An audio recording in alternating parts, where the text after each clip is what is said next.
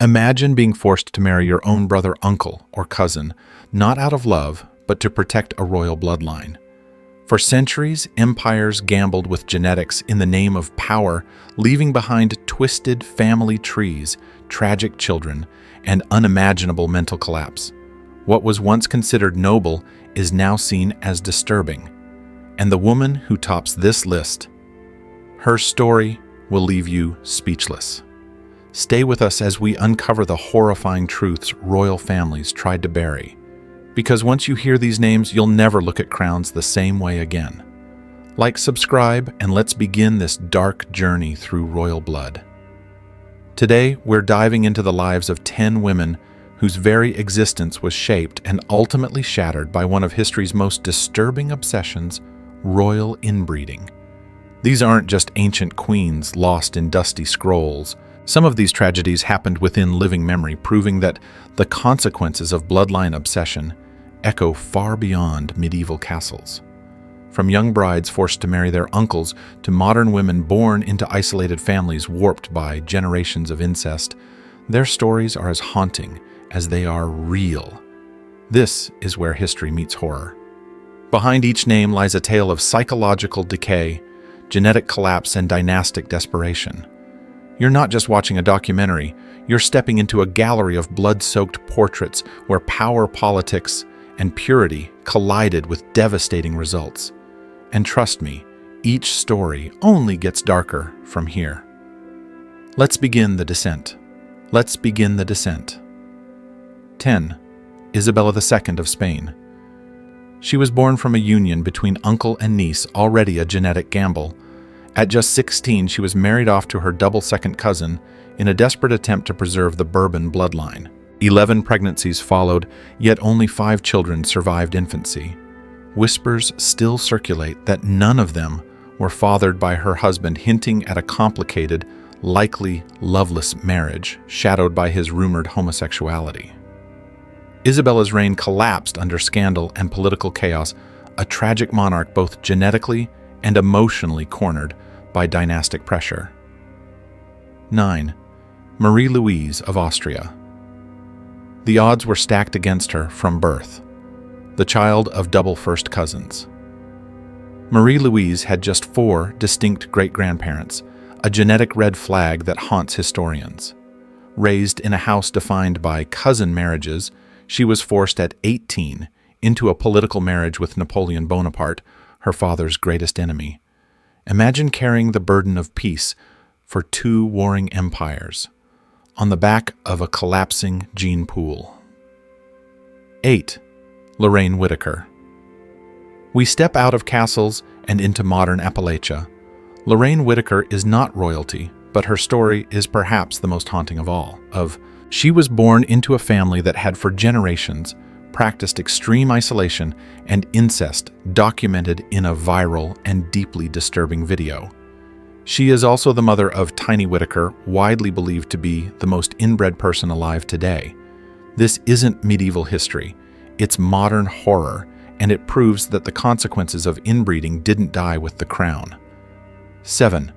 I of Portugal. Dubbed Maria the Pious, history might more accurately remember her as Maria the Doomed.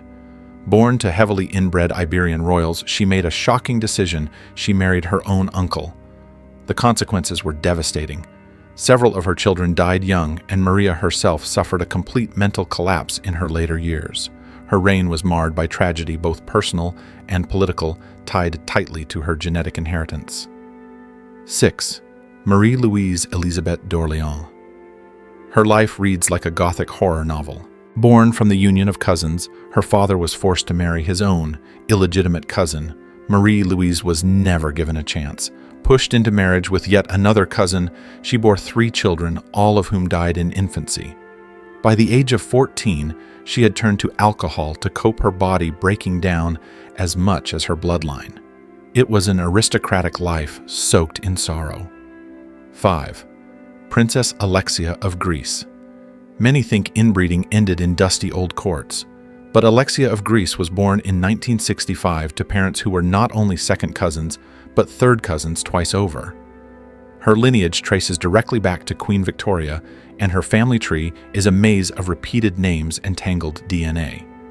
Her case proves that royal bloodlines didn't just knot themselves in the past. They continued into the modern age, hidden beneath formal titles and royal smiles. 4. Maria Antonia of Austria. While Charles II of Spain is often remembered as the most inbred royal in history, Maria Antonia may have quietly surpassed him. Her family tree doesn't branch at loops, with a coefficient of inbreeding higher than even Charles II's. Maria Antonia was born into a genetic spiral, and yet she remains largely forgotten, a ghost of the Habsburg dynasty whose very biology was engineered to implode. 3. Mummies 317A and 317B, two tiny mummified bodies buried in Egypt around 1300 BC. They were the stillborn daughters of King Tutankhamun and his half-sister, Ankhsenamun. Theirs was a royal lineage obsessed with sibling marriage. These infants never had a chance. Their short lives, if you can even call them that, mark the breaking point of generations of genetic gamble.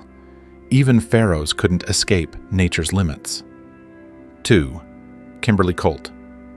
A pseudonym to protect the living. Kimberly was the product of a modern-day incestuous cult in Australia, a family whose actions were so appalling they triggered nationwide investigations.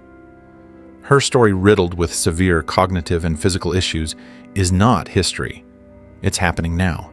Kimberly cult stands as the ultimate warning of what happens when isolation and ideology replace reason and morality. 1. Cleopatra II. Theophilopater. At the top of this tragic list stands Cleopatra II, not the Cleopatra of Hollywood myths, but the true daughter of the Ptolemaic dynasty. Her parents were siblings. Her grandparents were siblings. She herself married multiple brothers and uncles in her bid to rule Egypt. Her bloodline, once the symbol of divine power, had become a prison of genetic collapse. Cleopatra II wasn't just inbred, she was the product of an empire obsessed with purity to the point of self-destruction. So, what do these stories really tell us? They aren't just bizarre chapters buried in dusty history books. They are warnings, clear, haunting echoes of what happens when power becomes an obsession and purity is pursued at any cost. Behind every golden throne was a family tree, twisted by fear, isolation, and control. These women weren't just victims of inbreeding, they were victims of a system that worshipped legacy more than life. Royal blood wasn't divine. It was dangerous. And the Sam. But don't think this is just ancient history. The obsession with control. In the modern world, we still see the cost of isolation. We still see communities, whether elite or forgotten, choosing control over connection, image over reality. Whether it's a royal court or a remote cult compound, when human lives are treated like pieces on a chessboard, tragedy is inevitable. These stories, disturbing as they are, hold a mirror to our own time. They remind us that the pursuit of power without compassion, of legacy without love, leads to ruin. And that sometimes the darkest horrors aren't born from evil, but from obedience, silence, and the refusal to question tradition. Because history doesn't just repeat, it mutates. And if we don't learn from the blood-soaked mistakes of the past, we risk repeating them in subtler but no less devastating ways. Stay aware, stay curious, and never accept normal without asking. At what cost? If any part of this left you speechless, or maybe just a little disturbed, hit that like button. Share this video with someone who's obsessed with royal scandals, and don't forget to subscribe for more dark truths that history tried to bury. We dive into the stories they don't teach. Now tell us, which woman's story shocked you the most? Drop it in the comments, we read everyone.